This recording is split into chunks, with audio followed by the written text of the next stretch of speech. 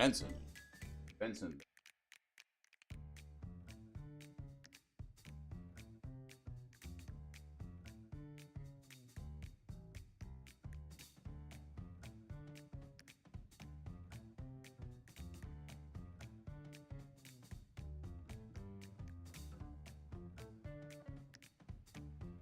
Good morning, Benson. How you doing this morning? Hello, Mr. DJ. Long hair. Folks and fans of the fine world. How are you doing today? Nice to see you here. Ready to play? All right, let's get to it here this morning. Sound's coming through. My headphones are special needs. It's okay. I had the audio down just a little bit. Grab that cup of coffee. Let's get ready to talk.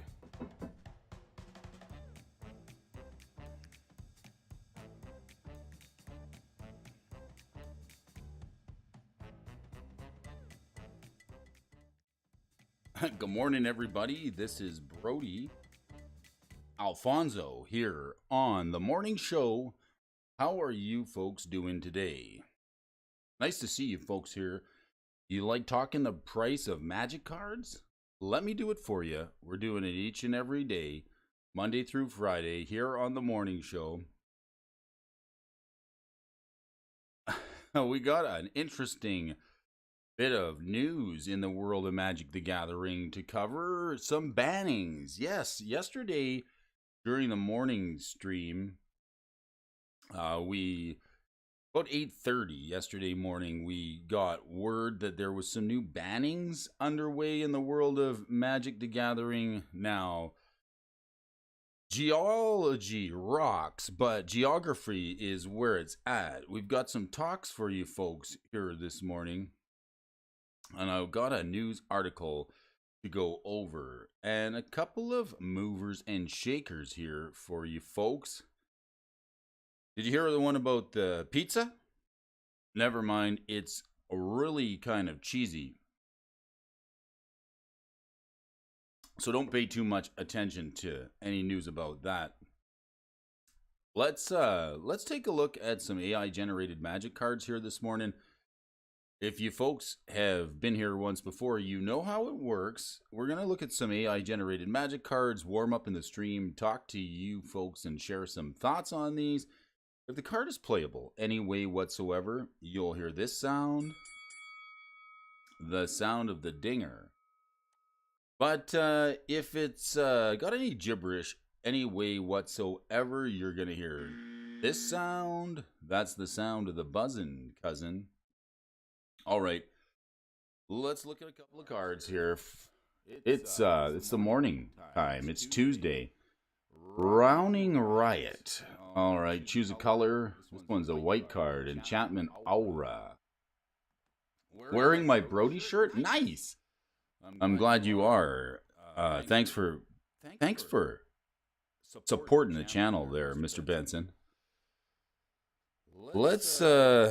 Let's make sure everything's working right here.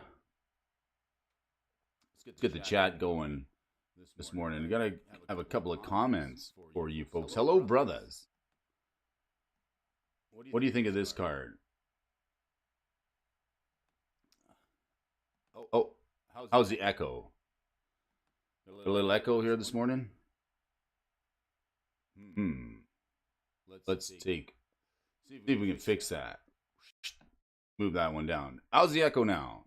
Stream working okay? Echo Kilo. Choose a color. Target player puts the cards on the bottom of their library in any order. Interesting. How does that work? How deep can you go and still consider it the bottom? Is it 59 cards from the bottom? Is it all of the cards in your deck? Is this just rearranging your deck? I think we need a little bit more information. Can't really tell. Choose a color. Target player puts the cards from the bottom of their library in any order. I don't know what choosing a color has, but let's underpowered. Let's give it underpowered. Bit of word salad. Snow-covered plains. This one's a nice one. Morning, Robert O'Brien. Thanks for joining here this morning. This is the morning show. Got some AI generated activities here. Let's give this basic snow plains a pass. It seems all right. And maybe one more here. See the Crapton. See the Crapton. This card is crap. Oh, 1 green and 1. See the Crapton. Sorcery spell. Return target creature to owner's hand. It's just a blank ability. Did you see? I Crapton your pants here. Coming from the 7 seas. I think this card is kind of funny. Every once in a while, this one makes me laugh. Fair, OP, underpowered. Let's give it a fair. Seems okay. And one more. Time Raptor? This has got to be a dinosaur, but no, it's an instant. A white instant for 1 white and 3. Counter target spell, its controller loses 2 life. Time Raptor. Ain't nobody got time. Ain't nobody got time for that. Word sound fair. Let's give that a fair. And then, how about this one? Gower's Gloom. We saw this one yesterday. 2 colorless mana for an instant changeling.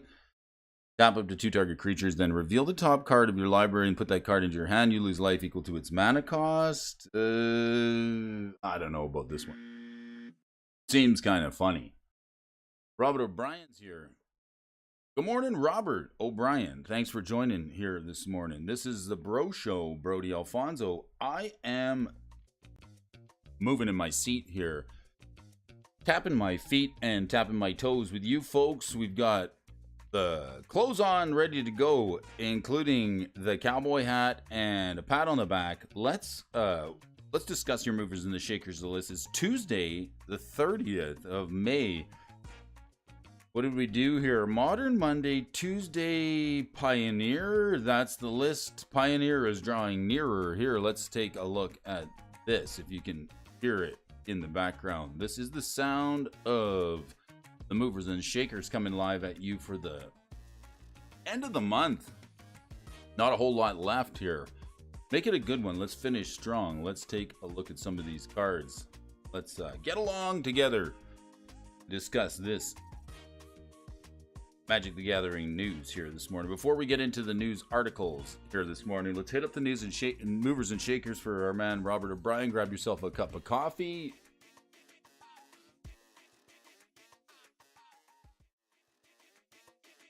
What do we got here? Pioneer list. Top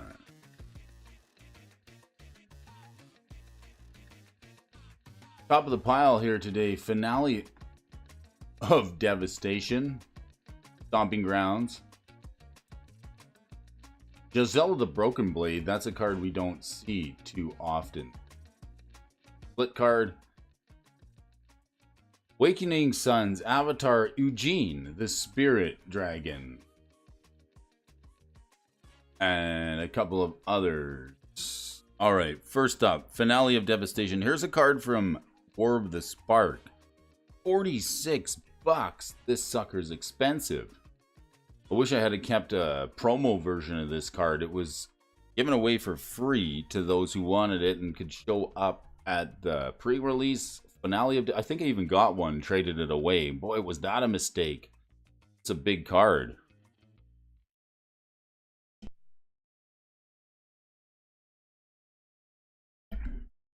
Excuse me. This is an expensive card from our Devastation. I think we're around the $50 mark. Every time something in Standard reaches that $35, $40, $50 mark, it always sort of makes me wonder if it's going to get a reprint or what's going to happen to crash the price, because that seems pretty high. But this card seems to be hanging in there. When are we going to get another reprint of it? I don't know. Maybe when we go back to Ixalan. That's about the only time I could say we might see it. It's 2 green and X for this one, where you get to search your library and graveyard for a creature card with converted mana X or less and put it onto the battlefield. Sort of like a Green Sun Zenith. If you search your library this way, shuffle it if X is 10 or more, creatures control get XX and haste until end of turn, so you get that sweet, sweet overrun effect if you can trigger this with 10 or more. What decks are we using? Let's look at the chart on this. Man, this sucker's been really strong over the last couple of months. Taking a tick up in Ikoria and then again in Strixhaven all the way up to the Midnight Hunt era. Sifting along at the $40 mark and just kind of humping and bumping sideways here. I think it's going to probably hold steady until we see another reprint, but let's look and see if what decks are using this. What's causing all the commotion? Commander, Italy. The Dino decks are playing it. Italy, the Primal Conqueror, and then Sylvana, the Heart of the Wilds, Kinnan, Bonder Prodigy, Thalia, the Gitrog Monster. Some pretty stompy green decks playing it. And then Gishath, the Sun's Avatar. Got it available. Hello, you wonderful Fine Magic the Gathering folks. Totally expect Finale of Devastation to get a preprint in Commander Masters. It's a $50 card, right? That's some equity right there. All right, let's have a look here. Coming second off the top is Stomping Ground. These are the Gruul lands. This is from Ravnica, is it not? Gate Crash version. 1278. Enters the battlefield, pay 2 life. If you don't, it enters tap. This is the Stomping Ground Shocky land. Lots of decks playing it, including the Creativity and the Footfalls deck. I was really surprised to see that the Footfalls deck is actually running the Gemstone Caverns yesterday. We're playing a couple of them. That's another reason for that card ticking up in set. I think the cards that are in the metagame and even in standard rotation tend to hang on to a bit of a higher price. Italy, the Primal Conqueror, also playing the Gruul Turf. The Turf? Get off my turf, Brody. And Gisela, the Broken Blade. This is an interesting card. Some people like to play this as their commander. Legendary creature, Angel Horror. This is one of the first meld cards, I believe. And then in the newer version of the Brothers War, we saw the meld mechanic come back with Mishra, Urza. This one is a 4/3 legendary Angel Horror. Flying first strike and lifelink, and at the beginning of your end step, if you control both Gisela the Broken Blade and a creature named Bruna, the Fading Light, you gotta exile them, meld them into Brizella, Voice of Nightmares. This thing here, 9/10. Flying first strike, vigilant, lifelink. Your opponent can cast spells with mana cost 3 or less. Converted mana cost. Converting the mana cost down to 3 and almost, they can't cast them. So it's a little bit more powerful than Chalice of the Void because it just says you can't cast it. Not countered. Can't cast it. Morning Prime 406. Thanks for joining here this Tuesday edition. A little later than normal, but we're here nonetheless. Got a busy week here planned for the end of the month. Got lots to do today, so I hope you folks are happy to be here, and I want to thank you for joining me, dragging me along with you for the ride. Let's face the universe together. We're all in this together. It's good. Getting the word out. We're growing the channel. It's good. Hit the like button if you want to see things move in the upward direction. Back at work today. I hear you. Gisela the Broken Blade at $20. Getting you the Brizella. And then this Waking Sun's Avatar. I'm surprised. This card's worth a couple of bucks. Here's a card that I thought, speaking of movers and the shakers, I was convinced this is like a mover and a stinker. Since this card was printed in the Mythic slot, I opened a bunch of them, and it was trickling up from about $5, and around Zendikar and Strixhaven, it hit the $6 mark, and it never really did much of anything. And now it seems to be heading upward on a decent price trajectory, hitting an all-time high now of about $12. Let's see what this one does, because I've got a couple of copies, and I was actually thinking this thing sucked and it would never see a tick up in price. But when Waking Sun Avatar enters the battlefield, if you cast it from your hand, destroy all non-dinosaur creatures. This was the board wipe for Dino decks, right? So Dino decks are going to play this. It's going to be a lot better if we go back to Ixalan and get more dinosaurs. It's white, it's 8 mana, and you get a 7/7, an avatar, and all non-dinos get destroyed. Worth noting, if you're playing Changelings, this will also get you there. Commander staple, even though we're talking Pioneer today, Gishath the Sun's Avatar, Atla Palani Nesttender, and Zakama the Primal Calamity, all Dino Commander decks using it, apart from Gishath the Sun's Avatar.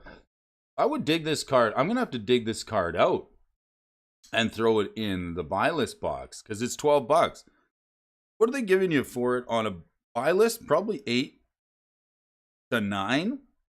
It could even go farther. This is a mover and a stinker, maybe a mover and a sleeper. I never saw this. I had hoped this would be good, but it's never been worth more than a couple of bucks. Time to dig out some copies. If it doesn't see a reprint in Ixalan, it's definitely going to keep going up in price.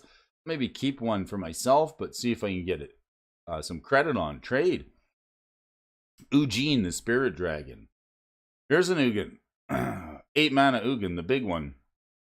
This is a favorite in Tron. Who wants to join me during the live? I do. I want to join you during the live, except I have to go to work today and be the working man for the working man. If you want to join me at work, I will go live at the job site. All right, let's check this out. Legendary Planeswalker Eugene. Morning Anchor Collections. Thanks for joining. Stopping by to say hello. I like it. This is a favorite for green decks, especially in standard mono green, ramping into anything but an Ugin. The 8 mana cost doesn't seem too bad when you're playing multiple lands a turn, or if you're using Tron lands. Mono green Tron attracts a Praetor's Voice. Azika, God of the Tree, and Nicol Bolas the Ravager. I want to see the chart on Eugene here. Let's pull back the curtain. Take a holy smokes! This is. Look at the market cycle on this one. Eugene, they're the $40 mark, and then down around Shadows over Innistrad and then Kaladesh, dropping down to $20. Always a favorite to build with, all the way up to about the $80 mark and around War of the Spark. That was the hotness, the card that you'd want to open. And now it's just sort of been trickling down in price, heading towards the $20 mark, and it hasn't really caught back up to its all-time high. The card's been printed plenty of times. I don't know if it's going back to $80. We might have to get a special variant in order to get it there. But Ugin, the Spirit Dragon, always a fine choice to put into a ramp deck, something to ramp into, especially in Modern, and even Standard was doing so. Watery Grave, another Shockland, not surprised to see it. And this card, the Shadow Spear. This is a good sideboard tech, $20. Holy smokes, let's back this up. A 1 mana artifact, and take a look here. It's been sitting at around $20 quite steadily for a while. It's one of those cards that it's not bad to put in a creature build just for the fact that you can use it to sort of inch out wins over your opponent. And maybe that's why. $20 for the Shadow Spear? Let's take a look here. What's it do? 1 mana, get the Shadow Spear onto the battlefield, legendary artifact, costs 1. But creature gets 1/1 and has trample and lifelink. So I'm a fan of putting this on like a Ledger Shredder or something with evasion. You want to see a bonkers Ugin printing? Take a look at Ujin's Fate promo pack printing. Let's take a look at the Ujin's Fate. Ugin's Fate? Oh, Ugin's Fate. Ugin's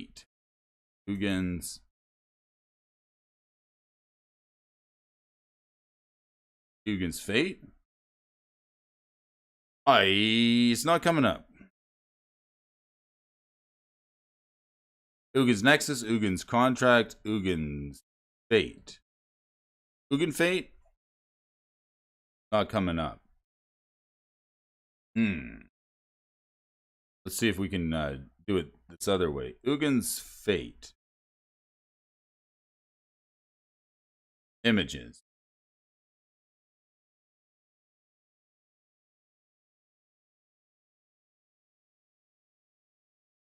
Ugin's Fate promo pack printing. Can't find it. Well, the fate of Ugin is safe with us. Behind the Shadow Sphere. Are you sure you're spelling it right? Sarah Benson. Live react to the WotC premiere. Ooh, is that today? Is that today, Mr. DJ? WotC premiere, live react? Ugin's Fate is the name of the promo pack. It was a mini expansion set. Oh. What's the name of the card? I like it. So, more news today in the world. Mr. DJ Longhair is setting up for a preview WotC premiere. That should be interesting. The Shadow Spear coming up at the top of the pile. $20. That's a good hit, especially from the set that we're in here in Theros Beyond Death. Can you imagine that some of these booster boxes are still pretty cheap, and you can get a $20 card in there? Hammer Time's running it, hardened scales, yes, creature decks, including 8 casts and Nahiri Forged in Fury. I can't find the Ugin's Fate promo pack. Let's see, promo pack. Is it this one? Ugin's Fate promo pack sealed card. This one. Guess the card's in the pack.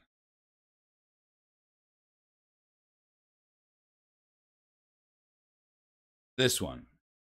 Is this the one? Is this your favorite one? Ugin the Spirit Dragon's Fate promos? This is the one. This is the best one? It's got to be it. This is definitely a cool printing.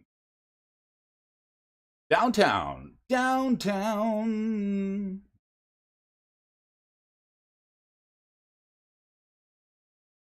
Yeah, sure.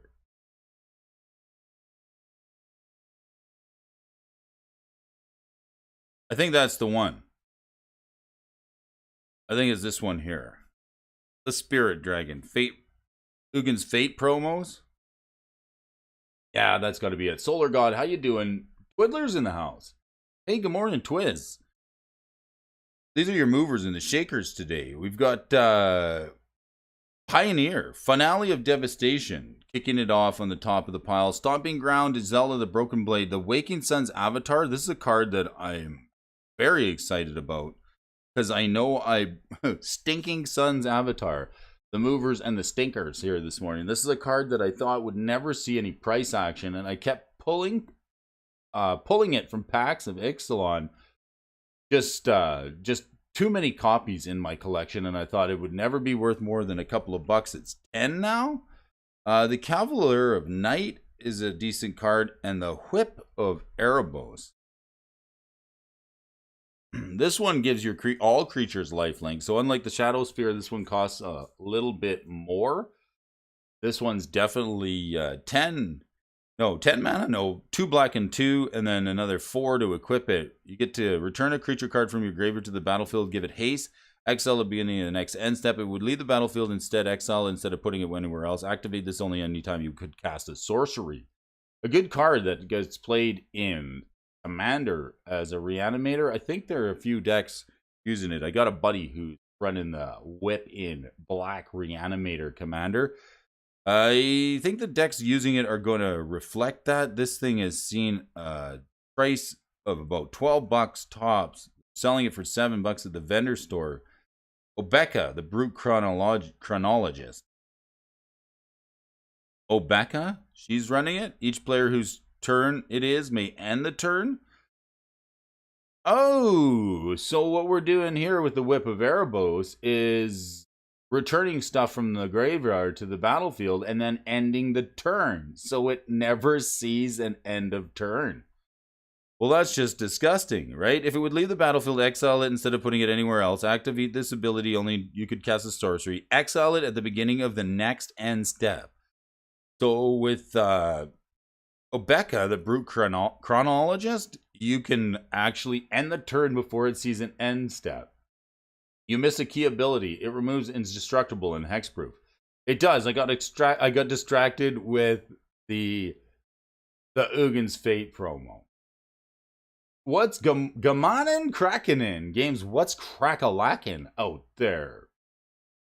Kraken games, Kraken packs, and cracking packs and printing memes. The Krakening games is whoosh, whip approves the whip. Yes, Bob, the Shadow Spare is quite good. It's got that remove. Just for one, permanents your opponent's control lose hexproof and indestructible until end of turn. It's 2 to equip it. This is like something that can edge out a win in Modern. It does. It's great to put on an evasion flyer like a Brazen Borrower or even a Ledger Shredder. Decent card. I think the Shadow Sphere is going to see more modern play and more modern play than the Whip of Erebos. Whip seems to be good in Commander. Bringing us to this as well as the Cavalier of Night. This is a Knight. It's an Elemental. It's got lifelink. It's a 4/5. It's 5 mana, 3 black and 2. The Krakening games. The memes will continue until subscribership improves. Stay tough out there. It's a jungle. This one says, enter the battlefield, you may sacrifice another creature. When you do, destroy target creature an opponent controls. So you get to sacrifice a boy to kill another boy. When Cavalier of Night dies, return target creature card with converted mana cost 3 or less from your graveyard to the battlefield. So it's got the Unearth ability on it. I kind of like that. And the Whip of Erebos with the Chronologist. I do like. Thumbs up, sending later this afternoon. If you haven't checked out, Mr. DJ Longhair's got a premiere coming up today on the WotC Wizards of the Coast. What did you call it there? Wizards of the Coast live react to the WotC premiere. It must be the Lord of the Rings premiere.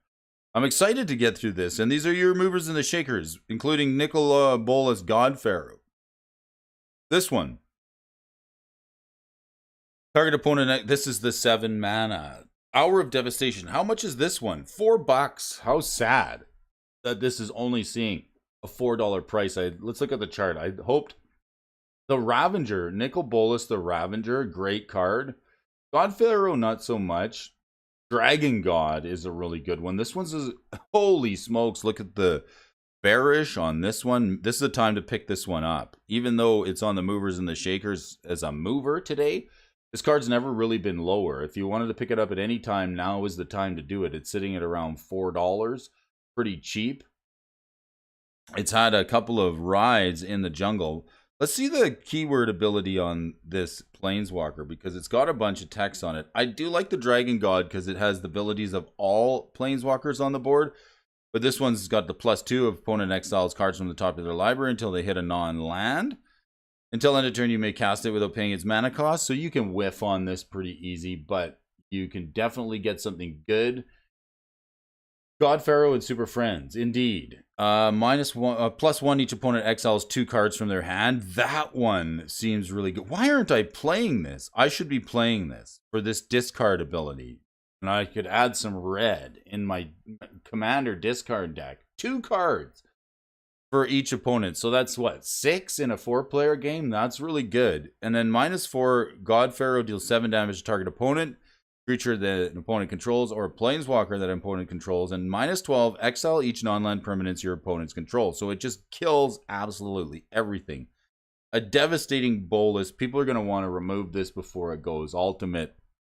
There's no doubt about it. These are your movers and the shakers here today. What do you think is the most interesting? For me, I think the most interesting thing is the Waking Sun's avatar actually hitting $12. This is a card, I got too many copies of it. I'm going to have to dig them out and try and throw them on a buy list.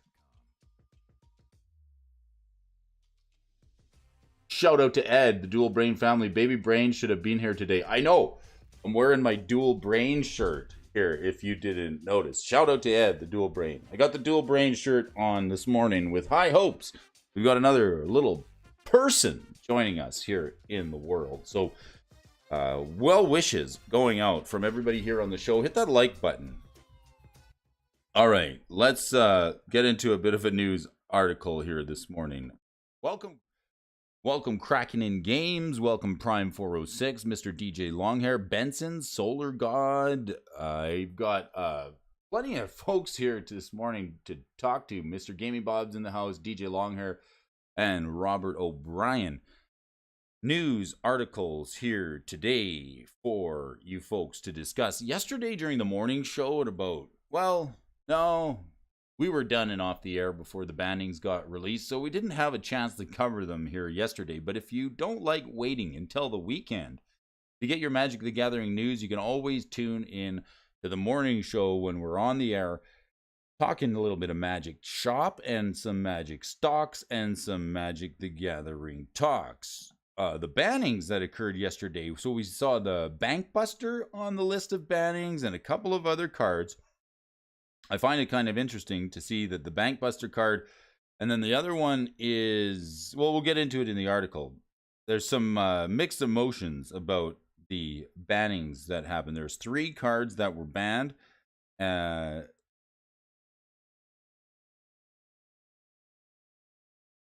There's 3 cards that were banned, and there's been a lot of discussion on the internet. We did miss it yesterday because we were all off the air, but when a clock is hungry, it goes back for seconds. 4 seconds. If a clock is hungry, it goes back for seconds. So let's go back for seconds on this article here. Let's check it out. We've got the recent MTG bans may not dig deep enough. What?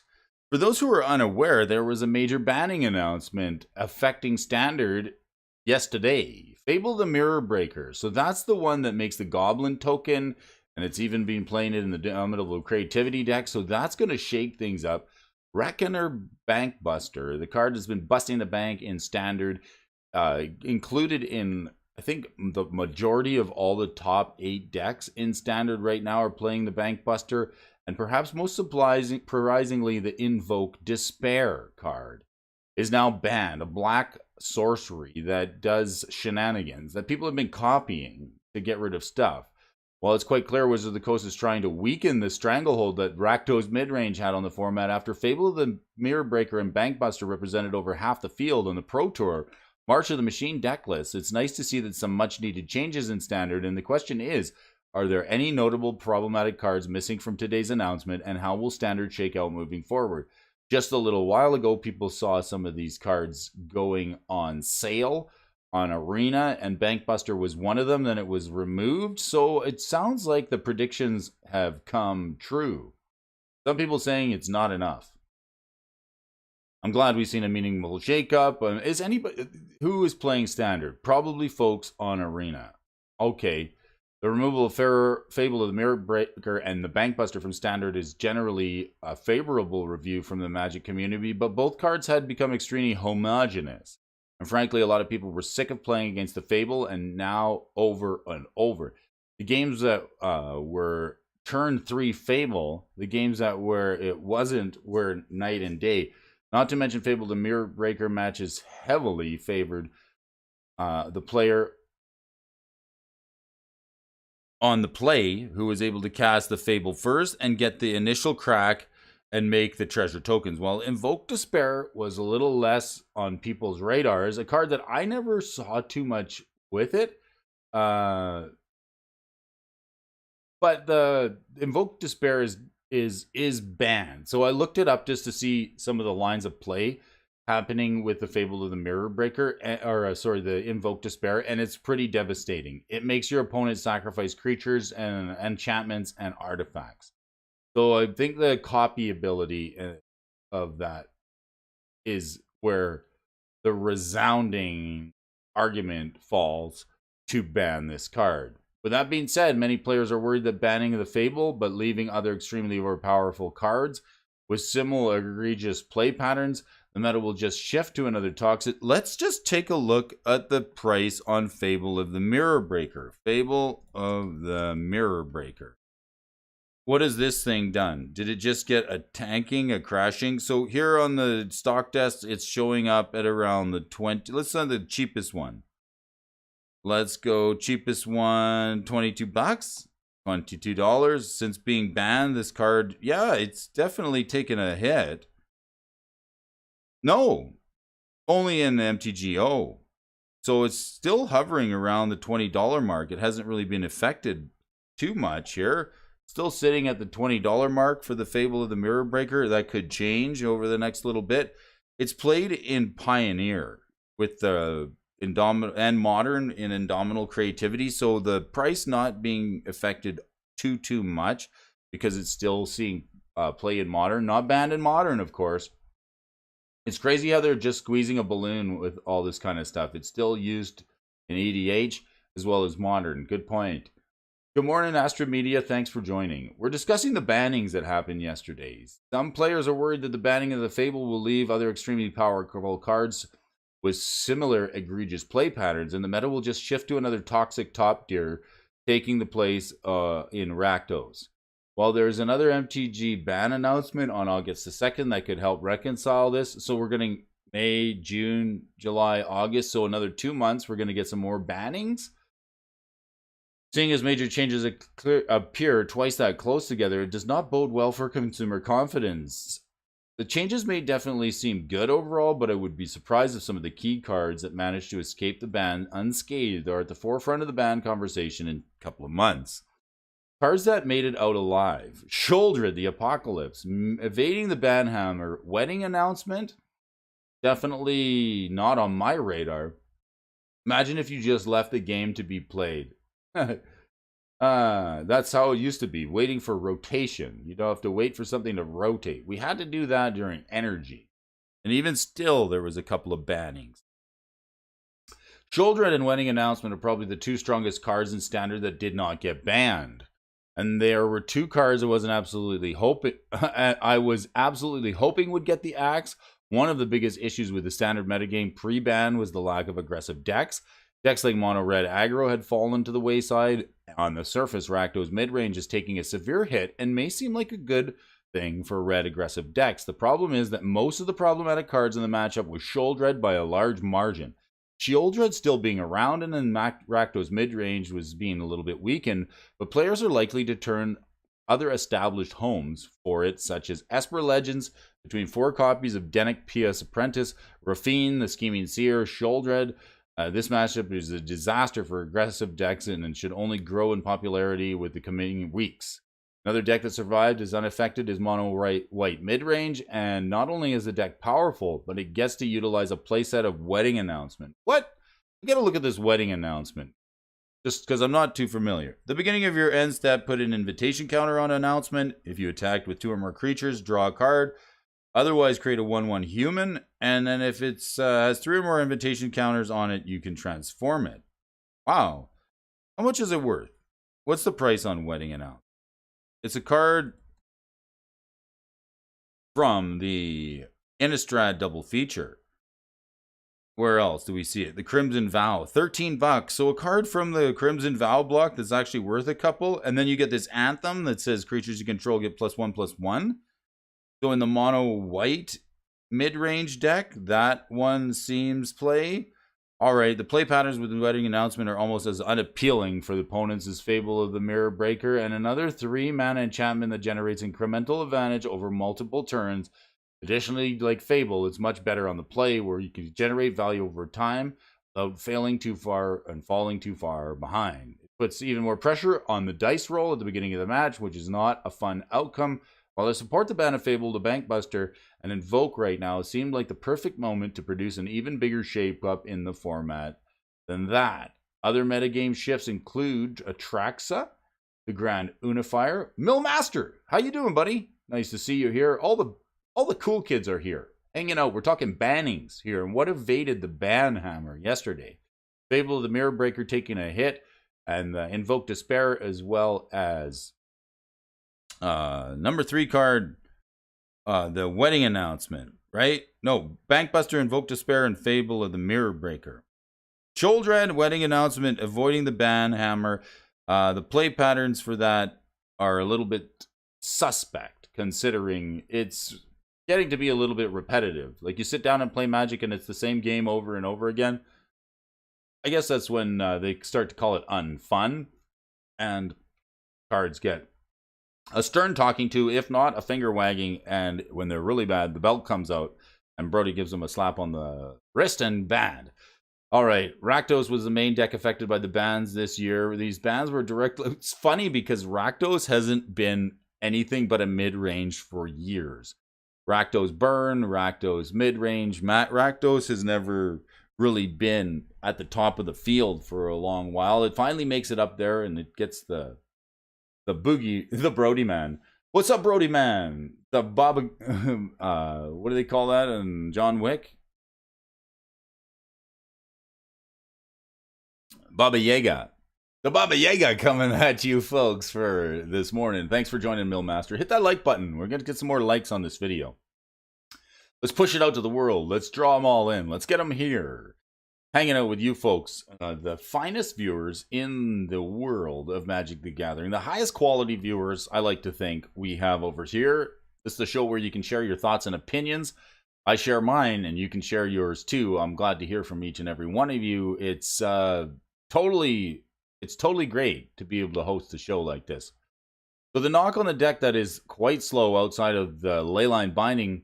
Leyline Binding is a really good card. I finally think I've settled on a deck that includes Leyline Binding as well as Fury. The Fury card being fairly expensive. I'm not too stoked to have to pay $40 a copy for the Fury. I don't know. It seems overpriced.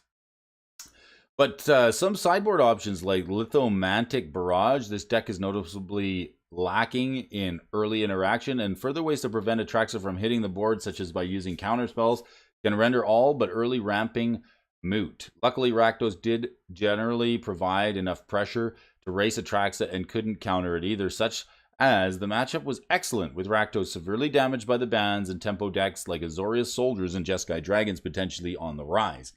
5-color ramp could see the metagame share a drastic decline, and despite having no cards from the deck banned. On the flip side, a deck like Expert Legends that preys on aggressive decks but struggles against some decks with lots of removal could see an early surge in popularity with the premier of mid-range decks' current iteration, but out of the picture and Sheoldred still around, the strategy of playing legendary creatures with high toughness that helps maximize the channel lands from Kamigawa and Neon Dynasty is super effective right off the bat. I think the channel lands are super good. I would definitely pick up a copy of the Dwarven, the one that makes the red token, the cheaper one. I think it's underpriced right now. Otawara is still expensive and beside you. I think the red one is actually underrated. It goes well with creativity. It makes a token. It might actually be better now that Fable has been banned, but moving forward, we're seeing Wizards of the Coast willing to take necessary action in banning Fable as a good start. Okay, one of the few actions they will take. But with the implementation of a yearly MTG ban announcement being August the 7th, additional changes can be made as needed without the timing coming as a huge surprise to players. This should, at a minimum, help keep consumer confidence more stable, as players would be less likely to invest in cards and decks that could be affected by the ban announcement when close to the deadline. I think I want to make a point here. I've seen this happen before where cards get announced on a ban and they're already slated to be printed in sets that are getting released. That is the ultimate field ban. Say we see a reprint in a set in the next year or so that's already been underway, and then a card like Mirror Fable gets in there, or the Invoke Despair, you get actually have the possibility of opening banned cards in your rare slot, and that never feels good.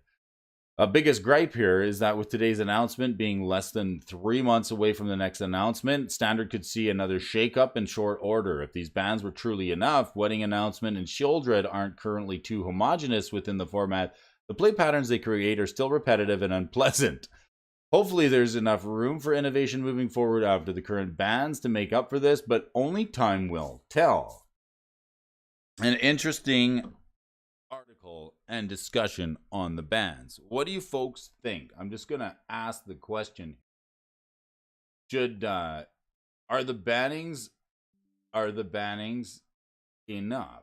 Is it enough of a banning? I want to get your opinion on something. Morning. Should WotC have banned more cards? It's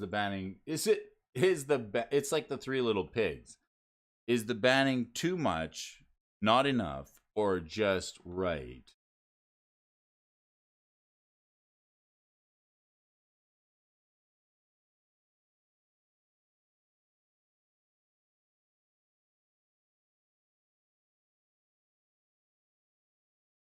What do you think? Discuss it with me here. Hit the interaction. The question is: the recent bannings enough to shake up standard, or should we just like not have bannings and be forced to ride it out? I think it's interesting the way that we can just have rules committee warp the entire landscape of standard in a moment's notice. Twice a year having bannings in standard seems like a lot. This almost seems like an emergency banning. We've heard that before. So now we've got definitely a shake up in the meta game of standard, and it's going to cause things to shift and rotate. I'm thinking that some price action on a couple of those cards, like Invoke Despair, is probably going to suffer because they're not playable in Modern. But the one that doesn't really seem to be affected too much is the Fable of the Mirror Breaker, a really decent card. I'd like to thank you guys for tuning in. Do you like tracking the prices of Magic cards here? I'm glad you could do it with me. Don't forget to hit the like button and the subscribe button as we continue to march forward, fostering a culture of amazing Magic Gathering folks, people who have some history with this game and going back all the way to the early days of Magic. So I'd like to get you folks and have you here to have a little discussion and see what's keeping up. It's a lot to keep up with, especially if you're chasing standard. Myself, I'm more of an old school player. The legacy bannings sort of hit me a little bit more in the heart. I don't get too excited about standard bannings because I'm not chasing standard. But I suppose if I did, that would be a way to get me down. But yeah, standard and modern being the formats that Wizards of the Coast is pushing for tournament play and championships. So, of course, that's where the focus is, and people who are getting drawn into the culture at this point in game, chasing the dream of becoming a pro Magic player, that's where the bannings are hitting most. So, could shake it up. It won't take long for people on the internet playing MitGo as well as Arena to recreate the metagame and have things stabilize just a little bit more. So, we'll see what happens in the next couple of months in and before August. We're going to have another banning coming up this year. So stay ready, stay steady. We'll cover it here on the show. I got one more article for you folks to read here. It's a good one. It's The Hidden Gems, Lord of the Rings, and Tales of Mr. Moth. Here's a good card. This Luminous Broodmoth is a card that some folks are playing in Commander, and it's really darn good. Hidden Gems by Adam Berg. We got Adam back, giving us the best cards to guarantee your Lord of the Rings themed Commander decks before the previews begin. So today, before the previews, this is what you're going to want to look up at.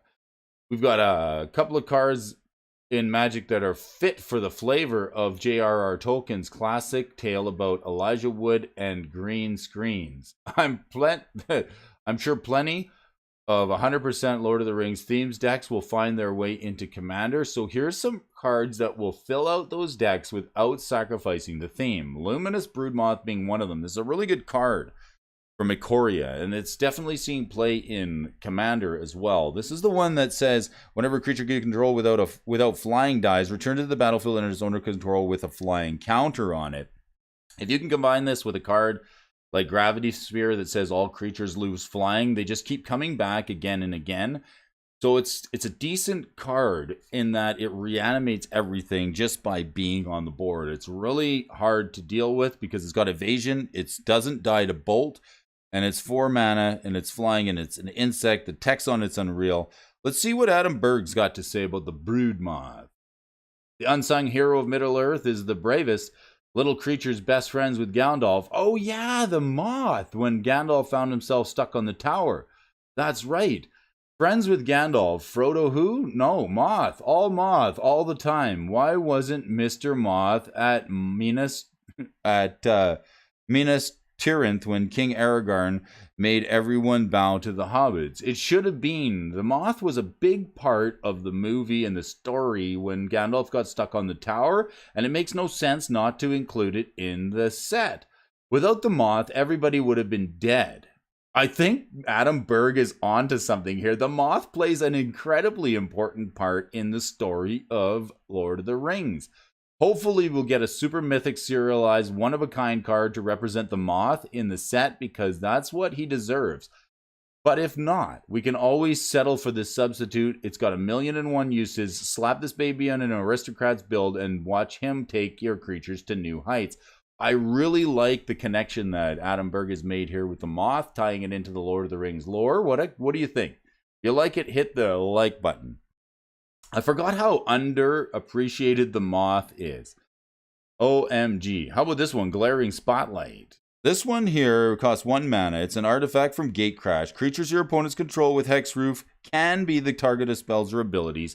So it's sort of like the Shadow Spear, where it allows you to target stuff with Hexproof.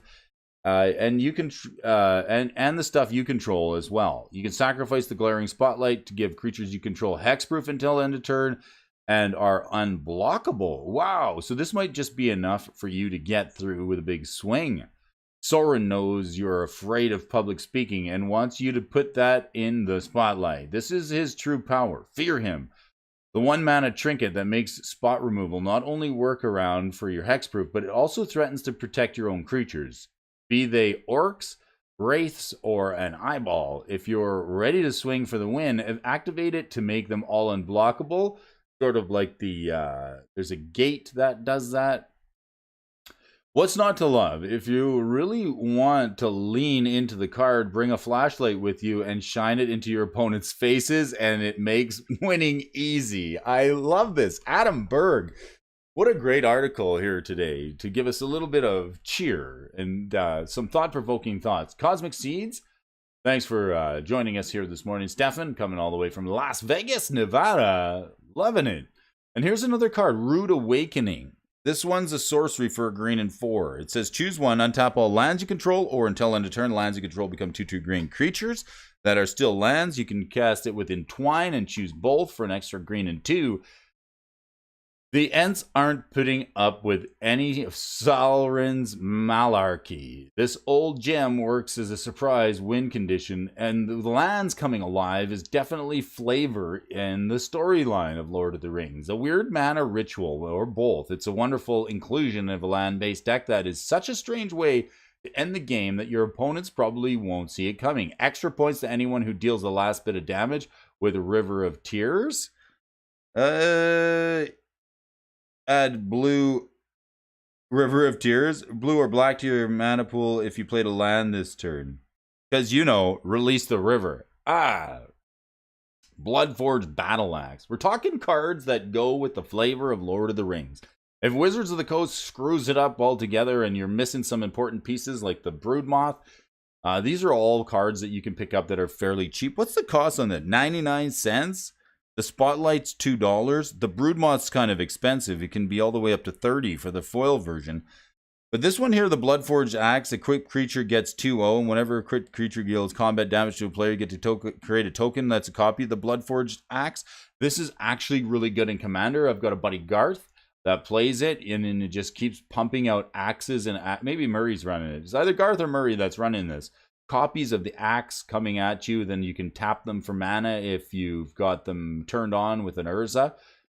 This thing replicates itself. I don't know why Gimli's axe doesn't self-replicate, but this card, it goes into your deck, and every time you get a copy, scream, "And my axe!" in whatever voice imitation of the creature it's going to equip. And my axe, and my axe. There is no end to the fun. Plus, it'll help you win games. And at life in general, it might even be a way to intimidate your foes. I mean, who would possibly ever want to fight against Mr. Moth wearing 30 axes while you shriek in your most moth-like tone? And my axe!